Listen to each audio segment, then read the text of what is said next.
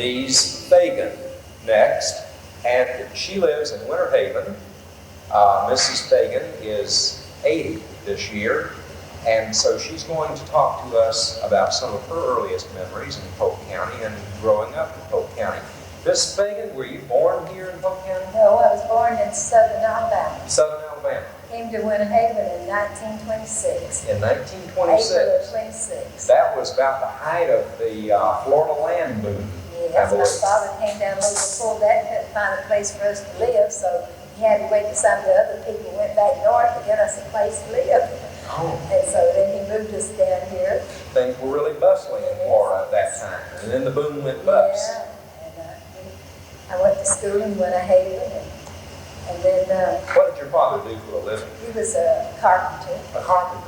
Yeah. So there had been a lot of activity up to about that time. Yeah, he was pretty busy for a long while there. And, Okay.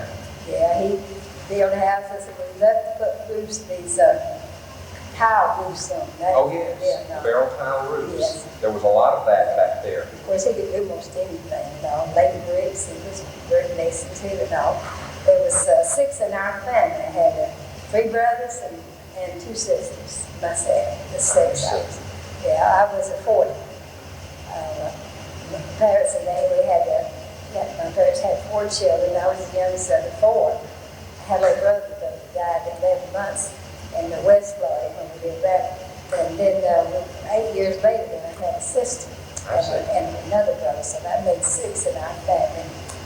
And so we came down here, and I thought when we drove into Winter Haven, we saw a cedar grove out there where Havendale is now, and I thought that's the most beautiful thing I ever saw, that fruit. I could hardly wait to go pick an orange.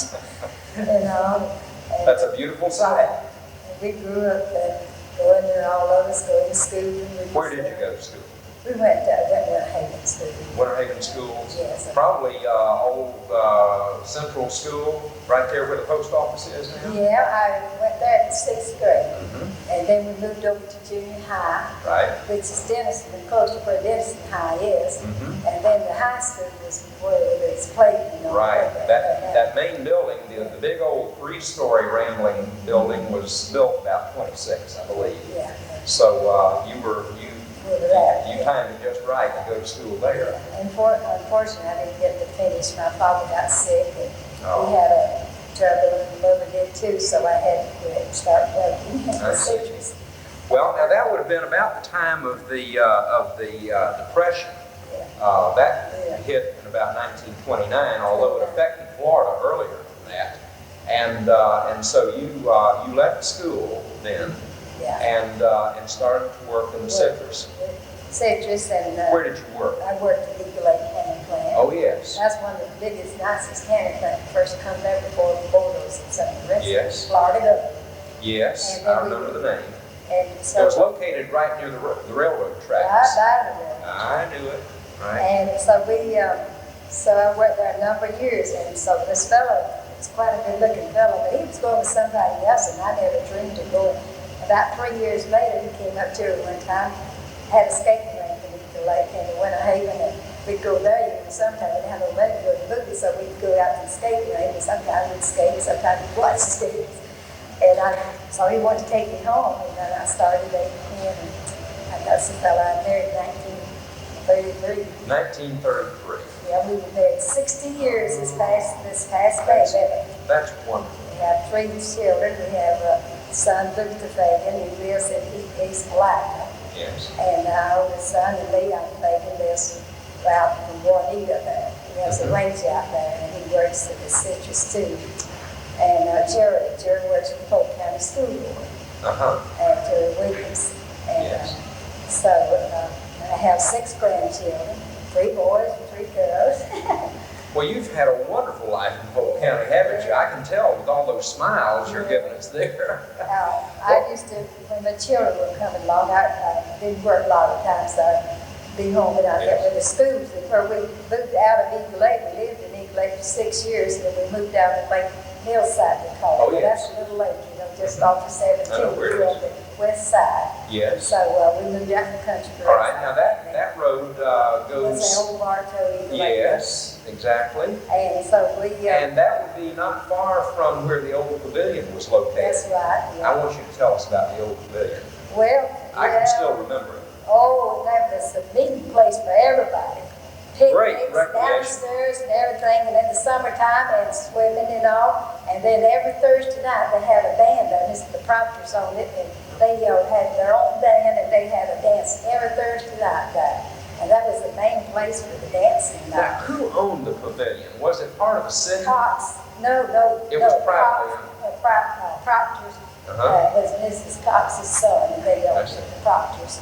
And Cox's lived downstairs. They had a little apartment on downstairs there. Yeah. And they were probably lived across the street there. All right. Now check my memory and see if I'm right, because I was just a boy when I remember this. But isn't it true that the pavilion extended out over the lake itself? Yes, it did. And you could jump right off the end of the pavilion into the Eagle Lake. Yeah, but they had a tower like 2 you could crawl up on and jump off. Yes. Because I remember our youngest boy and all, and during the war, we'd go down there to the service member, get him to jump in, and he was really young then, but he'd jump in there and swim like everything. It was a beautiful lake to swim in. Yeah. Now tell us what happened to the pavilion. They tore it down. They gave it to somebody to tear it down. But what happened before that affected it as a recreation place? Do you remember? What happened to the lake? The lake went down, left it. I And can then remember at our place too. before they tore it down, the water must have been 50 feet from the edge of the pavilion. Yeah, yes. At least. Yeah. And it was a nice sandy beach too there on that beach before this happened. but the lake just practically dried up. Oh, yeah, there. yeah. It's come back up a lot, but not like never. I don't guess it would be like it was. But I think, like you said, it was a wonderful meeting place for all kinds of recreation, picnics, swimming, dances. The old pavilion was a favorite place for people to Then go. our children, we were in the Bartow area, so so we got the bus to come and pick them up, bring them to Bartow to school, and so I got active in school with the children and all. Oh, And I found out that teachers, when my child be growing up, that teacher say, that's a good home mother. So I was home mother right on pretty soon. You got designated real quick. Designated pretty quick. And up to got in junior high. Of course, And once you start, you can't stop. No. And they'd have the picnics out there, Yes. And one of the ladies one time, we had a salad made. She says, oh, we got to use this salad because you will never send them back and they won't never send anymore. So I carried it home. My husband tasted that and he said, that's the best salad I ever tasted. I'd give you $5 to put one like that. Well, I made me $5 pretty quick in a few days.